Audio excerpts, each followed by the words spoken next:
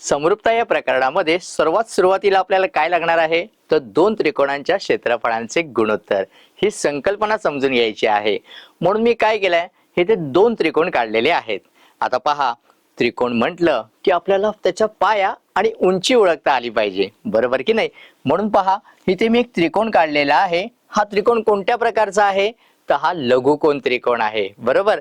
या लघुकोन त्रिकोणामध्ये BC या पायावर आपण काय केलेलं आहे ते AD ही उंची घेतलेली आहे। आता तसंच आपल्याला इथे एक आणखीन एक त्रिकोण घेतलाय मी PQR। आता या त्रिकोणाचं वैशिष्ट्य काय आहे, यामध्ये एक जो कोण आहे तो कसा आहे, विशाल कोण आहे, म्हणजे याला विशाल कोन त्रिकोण म्हणणार। आता या त्रिकोणाचं आपल्याला बघा, पाया आपण QR घेतलाय, मग उंची कशी घेणार तर या P बिंदूतून आपण या QR या बाजूला वाढवल्यानंतर तिथे उंची लंब घेतलेला आहे, म्हणजे ही PS या त्रिकोणाची उंची झाली, बरोबर। आता पहा, यामध्ये आपल्याला काय करायचं आहे तर पहिल्यांदा या त्रिकोणाचं क्षेत्रफळ कसं काढायचं ते समजून घेऊया। म्हणजेच काय तर बघा, आपण क्षेत्रफळ काढताना काय लिहितो, एरिया ऑफ त्रिकोण ABC। मग आता तुम्ही म्हणाल त्रिकोणाचं क्षेत्रफळ काढायचं कसं, तर त्यासाठी सर्वात महत्वाचं म्हणजे सूत्र तुम्हाला माहिती पाहिजे।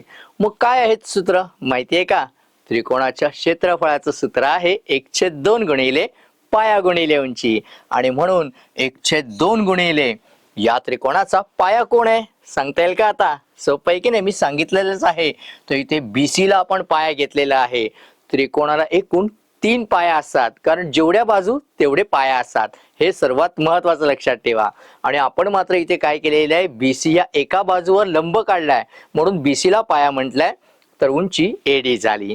म्हणजे 1/2 गुणिले पाया कोण आहे BC, म्हणजे BC गुणिले उंची आहे AD। म्हणजे पहा, अगदी सहजपणे त्रिकोणाच्या क्षेत्रफळाच्या सूत्राच्या आधारे आपण त्रिकोण ABCचं क्षेत्रफळ काढून घेतलं। आता असंच आपण या विशाल कोन त्रिकोण PQR चं पण क्षेत्रफळ काढून घेऊया। म्हणजेच काय, एरिया ऑफ त्रिकोण PQR। सूत्र तेच आहे, काय आहे 1/2 गुणिले पाया गुणिले उंची। मग आता पहा, इथे पाया कोण आहे QR आहे, म्हणून मी पाया गुणिले उंची कुठे काढणार आपण तर त्याच्या सम्मुख शिरोबिंदूतून आपल्याला लंब काढायला पाहिजे। आणि ह्या बाजूवरती तो लंब येणार नाहीये, का नाही येणार, कारण तिथे विशाल कोण आहे, म्हणून आपल्याला ही बाजू वाढवून तो लंब घ्यावा लागला। आणि म्हणून आपल्याला या त्रिकोण PQR ची उंची जी आहे ती PS मिळाली। म्हणजे अगदी सहजपणे आपण त्रिकोणांची क्षेत्रफळे काढून घेतली। मग आता आपल्याला काय करायचं आहे, कोणती संकल्पना समजून घ्यायची आहे तर दोन त्रिकोणांच्या क्षेत्रफळांचे गुणोत्तर कसं असतं ते, बरोबर। मग गुणोत्तर कसं काढणार तर या ठिकाणी आपल्याला भागाकार करावा लागणार, म्हणजेच आपल्याला त्रिकोण ABC च्या क्षेत्रफळाला त्रिकोण PQR च्या क्षेत्रफळाने भागायचं आहे। मग आता भागाकार केला, जर आपण क्षेत्रफळांचा भागाकार करतोय तर त्या बाजूला असणाऱ्या ते सूत्राचा वापर केलाय आपण 1/2 गुणिले पाया गुणिले उंची, त्याचा पण आपल्याला भागाकार करावा लागणार, कारण आपल्याला गुणोत्तर मिळवायचं आहे। मग आता ह्या दोघांमध्ये काय सारखं दिसतंय का अंश आणि छेदामध्ये तर बघा, 1/2 समान असल्यामुळे ते निघून जाणार। आणि अगदी सहजपणे आपल्याला त्या दोन त्रिकोणांच्या क्षेत्रफळांचं गुणोत्तर हे काय मिळतंय पहा, तर आपल्याला ह्या दोन त्रिकोणांच्या क्षेत्रफळांचं गुणोत्तर मिळत आहे त्याचा संगत पाया आणि उंची यांचा गुणाकार, बरोबर। म्हणजेच एका त्रिकोणाचा संगत पाया आणि उंची याचा गुणाकार तोच कोणाशी संबंधित आहे तर दुसऱ्या त्रिकोणाचा संगत पाया आणि त्याची उंची यांच्या गुणाकाराच्या गुणोत्तरा एवढे असते। म्हणजे दोन त्रिकोणांच्या क्षेत्रफळांचं गुणोत्तर कसं मिळतं तर आपल्याला पाया आणि उंची यांच्या गुणाकाराच्या गुणोत्तरा एवढं। आता जर का आपल्याला इथे त्रिकोण ABC आणि PQR दिलाय, आकृतीची नावं पण बदलू शकतात, बरोबर की नाही। आणि म्हणून जसं आपलं इथे त्रिकोणाचं क्षेत्रफळ सूत्र काय 1/2 गुणिले पाया गुणिले उंची, मग तसंच आपण काय करतोय याचं सूत्र तयार करतोय। कसं करणार सूत्र तयार तर आपण त्रिकोण ABC ला A1 म्हणूया, म्हणजेच एरिया क्षेत्रफळ A1 छेद A2, बरोबर की नाही। दुसरा त्रिकोण आहे म्हणून आपल्याला नाव दिलं A2, बरोबर। मग आता पुढे काय तर आपल्याला BC हा कोण आहे पाया, मग पायाला इंग्रजीमध्ये काय म्हणतात बेस, म्हणून आपण इथे याला घेऊया B1, बरोबर। मग B1 गुणिले बघा, जसं A1 म्हणजे एरिया क्षेत्रफळ आहे तसं पायाला B1 घेतलं, गुणिले दुसऱ्या त्रिकोणाची उंची काय होणार H1 होणार, कारण तो पहिला त्रिकोणाची उंची आहे आणि म्हणून B1 गुणिले H1 मिळालं. सोपं आहे की नाही? आता तुम्ही म्हणाल A1 आहे म्हणून ते B1 H1 आला, मग इथे A2 असेल तर काय येणार? बरोबर की नाही? काय बदल होईल सांगा? तर इथे जसं 2 आहे तसं B आणि H च्या इथे पण काय येणार? 2, म्हणजे B2 गुणिले H2. म्हणजे आपल्याला एक सूत्र तयार झालं, A1 छेद A2 बरोबर काय? B1 गुणिले H1 छेद B2 गुणिले H2. म्हणजेच ज्या वेळेला आपल्याला दोन त्रिकोणांच्या संगत पाया आणि उंची यांच्या किमती दिल्या असतील आणि जर का आपल्याला सांगितलं दोन त्रिकोणांच्या क्षेत्रफळांचं गुणोत्तर काढा, त्या वेळेला आपल्याला या सूत्राचा वापर करायचा आहे.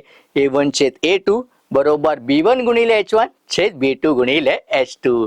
सोपं आहे की नाही सूत्र? आता ते सूत्र कसं मिळवलं ते आपण पाहिलं. आता आपण या सूत्राचा वापर गणितामध्ये कसा करायचा ते पाहणार आहोत. तर पहा, तर आपल्याला प्रश्नामध्ये काय दिलेलं आहे? एका त्रिकोणाचा पाया 9 आणि उंची 5 आहे, दुसऱ्या त्रिकोणाचा पाया 10 आणि उंची 6 आहे, तर त्रिकोणांच्या क्षेत्रफळांचे गुणोत्तर काढा. आता पहा, त्रिकोणांच्या क्षेत्रफळांचं गुणोत्तर म्हटलंय, मग आपल्या डोळ्यासमोर सूत्र येत आहे कोणतं? B1 गुणिले H1 छेद B2 गुणिले H2. का हे सूत्र येत आहे? कारण आपल्याकडे प्रश्नामध्ये पाया आणि उंची दोन्हीच्या किमती आपल्याला दिलेल्या आहेत आणि म्हणून या सूत्राच्या साहाय्याने आपल्याला हे उदाहरण सोडवायचं आहे. मग आता पाहूया, आपल्याला दिलेल्या किमती पहिल्या प्रथम लिहाव्या लागणार आहेत. बरोबर? मग पहा, एका त्रिकोणाचा पाया हा किती आहे? 9 आहे. मग आपण पहिल्या त्रिकोणाचा पाया आहे, मग आपण पायाला काय घेणार? अक्षर कोणतं घ्यायचं? B1. म्हणजेच आपल्याला इथे B1 ची किंमत किती दिलेली आहे? 9 दिलेली आहे. बरोबर? तसंच एका त्रिकोणाचा पाया 9 आहे, उंची किती आहे? 5. मग जर का आपण याला B1 घेतलं तर उंचीला काय घ्यावं लागणार? H1, कारण तो पहिल्या त्रिकोणाचा पाया आणि उंची आहे. म्हणजे H1 ची किंमत आपल्याला किती मिळाली? 5. सोपं आहे की नाही? म्हणजे पहिल्या त्रिकोणाचा पाया आणि उंची दोन्ही किमती लिहून झालेल्या आहेत. मग आता पुढे काय करणार? आपल्याला अजून एका त्रिकोणाच्या किमती दिलेल्या आहेत, दुसऱ्या त्रिकोणाच्या. मग जसं आपण पहिल्या त्रिकोणाला B1 आणि H1 लिहिलं, तसं दुसऱ्या त्रिकोणाला काय लिहिणार? B2 आणि H2. म्हणजे पहा, B2 ची किंमत आपल्याला दुसऱ्या त्रिकोणाचा पाया दिला आहे 10 आणि उंची म्हणजे H2 दिलेला आहे 6.